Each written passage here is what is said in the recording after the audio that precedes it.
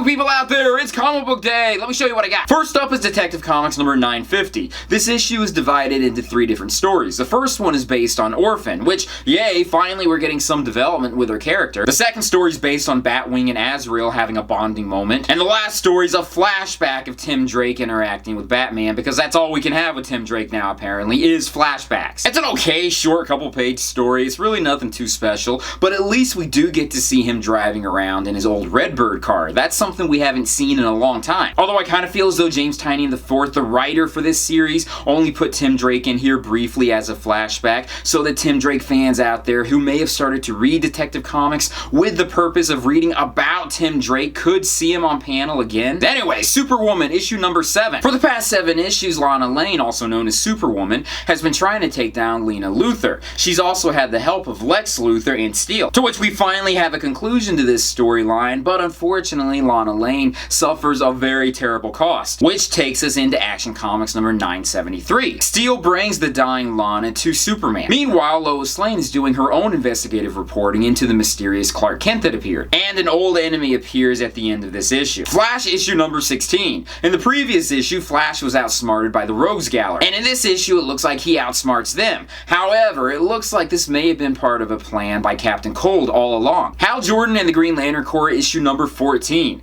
Both the Sinestro Corps and the Green Lantern Corps have to work together somehow. They're being peaceful towards each other for the betterment of the universe. Meanwhile, Kyle Rayner and Hal go off on a secret mission. Turns out they're trying to find Saint Walker from the Blue Lanterns, which I'm really glad they're bringing him back into the fold with everything. The Unworthy Thor issue number 4. In my humble opinion, this is probably the best comic book story coming from Marvel Comics at this time. We have a couple flashbacks for Odinson, also known as the Unworthy Thor, but up to this point, Odinson has been trying to get his way to the ultimate Thor's hammer, which appeared in the first issue. I am so curious as to how this is going to work out with Odinson. Inhumans vs. X-Men issue number 4. Previously, the X-Men made the first strike against the Inhuman royal family, trapping them in the dimension of Limbo. The time frame for them to destroy the Terrigen mist cloud that's about to disperse and kill all the mutants on the planet is getting much shorter. And in this issue, the Inhumans escape, which you know they're going to be pretty darn pissed at the X-Men. Finally, I read Titans issue number 8, Made in Manhattan Part 1. I was wondering what had happened to Mal Duncan and Bumblebee and why they weren't part of the new Titan series. In this storyline, they're finally starting to explore what they're doing. I'm personally hoping that the end result of this story is that they are going to join the team. But that's my comic load for this week. I also read Justice League America Rebirth and Justice League Mighty Morphin Power Rangers issue number 2, but I'll talk about both of those in separate videos later. What comic books did you guys pick up this week? Leave comments down below and let me know. But that's it for now. Thank you guys for watching me in this video. Hopefully I'll join you guys with another video very soon. Peace, love,